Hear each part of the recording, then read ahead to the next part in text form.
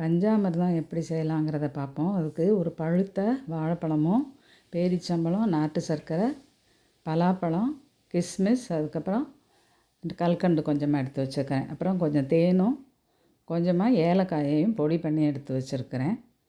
இப்போ இந்த ஒரு பாத்திரத்தை நம்ம எடுத்துக்கணும். அந்த பாத்திரத்தில் இந்த பழுத்த வாழைப்பழத்தை அதில் போட்டு நல்லா ஒரு கனமான கரண்டியை வச்சு மசிச்சு விட்டுக்கோங்க. நல்லா அது மசிஞ்சதுக்கப்புறமா நம்ம ஒவ்வொரு இன்க்ரீடியண்ட்டை அதில் நம்ம ஆட் பண்ணிட்டு வரப்போகிறோம். இது கூட இப்போ அந்த பலாப்பழம் கட் பண்ணி வச்சுருக்குறோம் இல்லையா, அதை பொடி பொடியாக கட் பண்ணதை இதில் சேர்த்துக்கோங்க. சேர்த்து அதையும் நல்லா கிண்டி விட்டுக்கோங்க. பஞ்சாமிர்தம்னா பழனியில் தான் வாங்கணும் அப்படிங்கிறதில்ல, நம்ம எப்போயாவது செஞ்சு கூட நமக்கு பிடிச்சதுன்னா செஞ்சு சாப்பிட்டு பார்க்கலாம்.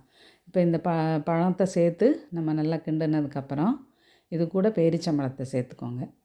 சேர்த்து அந்த கரண்டியை வச்சு நீங்கள் மசிச்சு விடும்போதே கொஞ்சம் கட் பண்ணி விடுற மாதிரியே அப்படியே பண்ணிங்கன்னா நல்லா மசிஞ்சு அது வந்துடும்.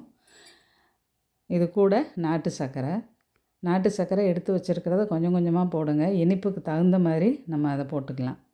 பத்தலை அப்படின்னாக்கா இன்னும் கொஞ்சம் கூட சேர்த்து நம்ம செஞ்சுக்கலாம். பொதுவான இன்க்ரீடியண்ட்டுன்னு பார்த்திங்கன்னா வாழைப்பழம், பேரிச்சம்பழம், நாட்டு சர்க்கரை, கல்கண்டு, தேன் இது மாதிரி இருக்கும்.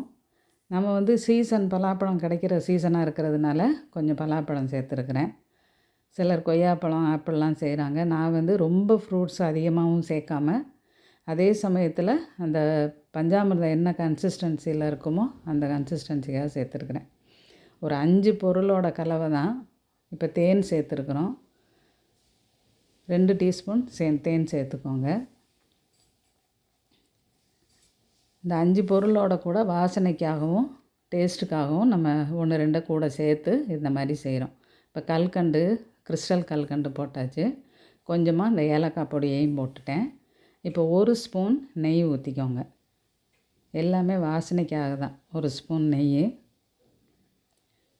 ஊற்றி நல்லா கிண்டி விட்டுருங்க. இந்த கன்சிஸ்டன்சி உங்களுக்கு பார்க்குறதுக்கு அந்த பஞ்சாமிர்தம் கன்சிஸ்டன்சி எப்படி இருக்குமோ அந்த இதில் வந்துருச்சு அப்படின்னு சொன்னாக்கா நீங்கள் அந்த கிண்டி விடுறத நிறுத்திடலாம்.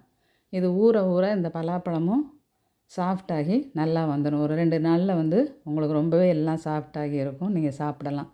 இப்போ இந்த ஏலக்காய் வாசனையே போதும்னா நம்ம இதோட நிறுத்திக்கலாம். சிலர் கற்பூரம் போட்டால் நல்லாயிருக்கும் அப்படின்னு நினைப்பாங்க. அது வேணுங்கிறவங்க அதையும் சேர்த்துக்கலாம். இப்போ பார்த்திங்கன்னா அது இந்த பஞ்சாமிர்தம் பார்க்குறதுக்கு எப்படி இருக்குமோ அதே மாதிரி இருக்கும். நீங்களும் ஒரு தடவை ட்ரை பண்ணி பாருங்கள். டேஸ்ட்டுமே கரெக்டாக நல்லா தான் வந்திருந்தது. நீங்கள் செய்து பாருங்கள்.